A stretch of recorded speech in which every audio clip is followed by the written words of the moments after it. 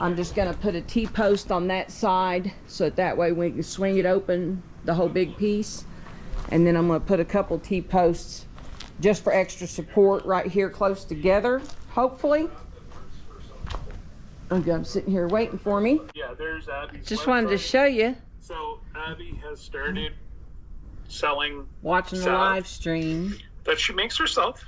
Hello, Scott. And she's I told him I was down here in the big barn working on stuff. Figured I'd go ahead and do the live stream. Him talking is kind of keeping me company. Saved out there.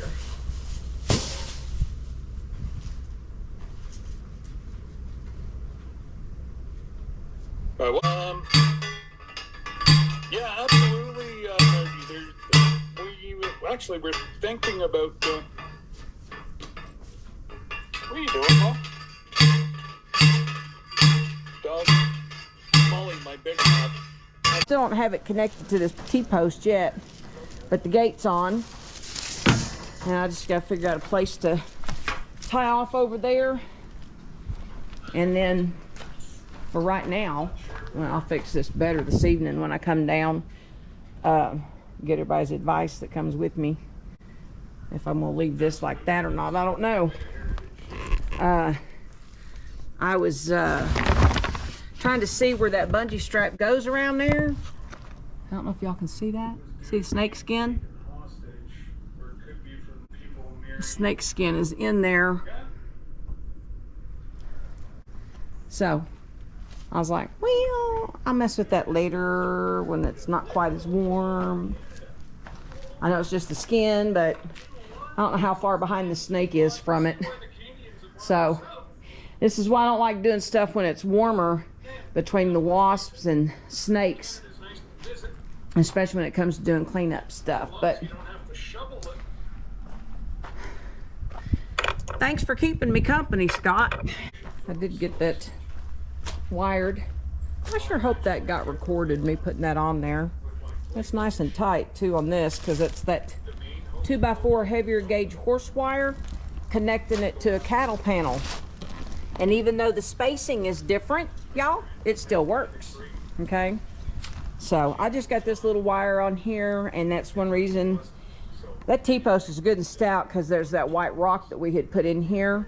So it's kind of buried down in that, but I still thought about adding this extra one just to give it a little extra support, maybe 3 foot over, and that still gives him plenty of room to get in here with the tractor, but it does just adds a little extra support. But I'm gonna wait and ask them this evening if they think I need to even do that, because I don't know that I even need to do that. I gotta figure out, I may use this one since it doesn't have that extra support piece there. Maybe I can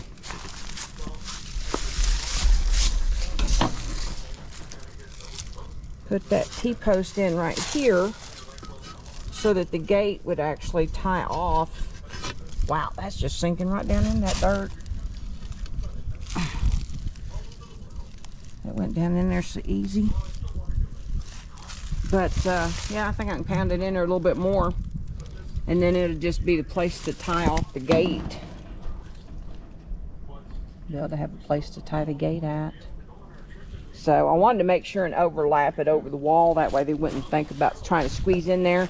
Plus I round up a center block so I can throw that over here too. And if I don't need it, if I don't feel like I need it over here, I did the same thing here, overlapped over the wall a good couple feet, so that way it's, that bungee strap's got it pretty good, not pretty nice right there. So there's my makeshift gate. Keep whatever's trying to dig in front of the stalls, whether it's the dogs or some other predator. So even though it's 2x4 horse wire, that's the heavier gauge like the metal cattle panels, even though the spacing is different, the metal hinge from Premier One still works. And hopefully my GoPro recorded me winding it on there for y'all this time. Since I'm new at the GoPro, it keeps going black screen, and so I don't know if that means it's still recording, because it actually shut itself off twice now. So I don't know if I got a setting I need to change on that. Anyway, I just wanted to show y'all I got this part done, so ain't nothing gonna get It's going to make it a little bit harder for something to try to get in there. Hey y'all, so it's been about a month or 6 weeks or so at this point that this gate has actually been up and been in position. The stallion, whenever he gets out, he's not pushing on it or anything, but he's not real one to really test fence that much anyway, unless there's a mare right on the other side or a gelding right on the other side. So anyway, I just wanted to update it to let y'all know that, yeah, it's working out just fine. And I'm going to go ahead and reverse the camera. The hinge piece from Premier One, I still, for whatever reason, I have to like twist it back down in there at times. You have to kind of like, I have to use my foot to prop up the wire like that in order to be able to twist it back down on there. If it'll go, there we go. I was turning it the wrong way.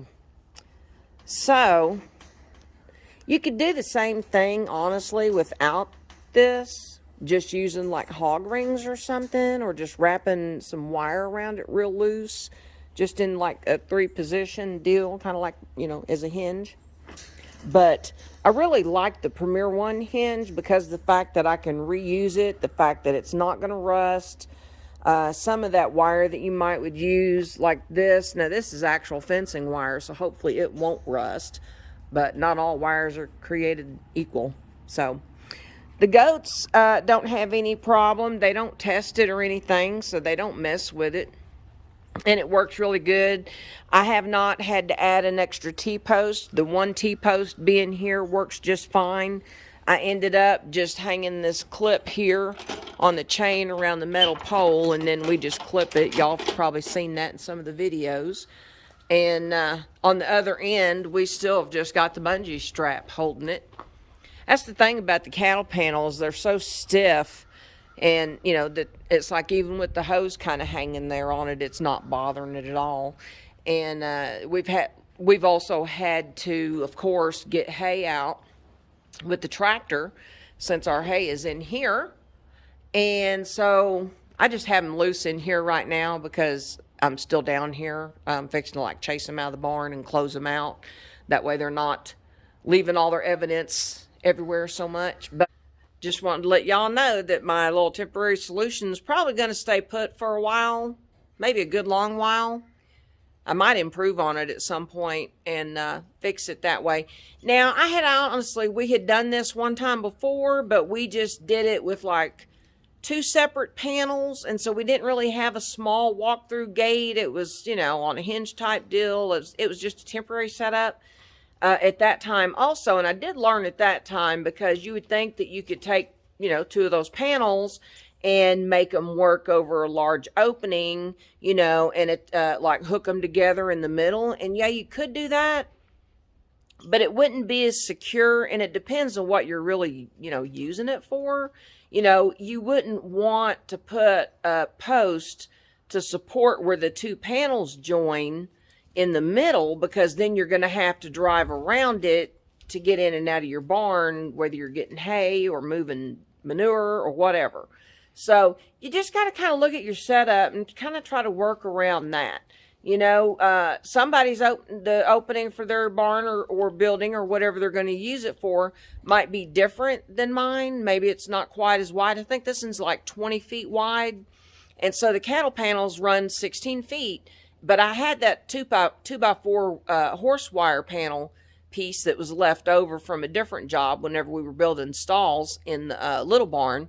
And so, you know, you don't get rid of anything like that because you can reuse it. And here it is 10, 12 years later. And yeah, it looks just fine.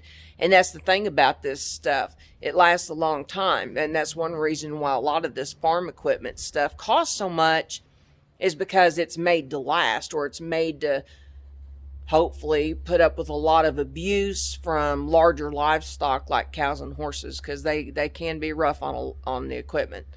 And gates and fencing and whatnot. So anyway, y'all have a good one.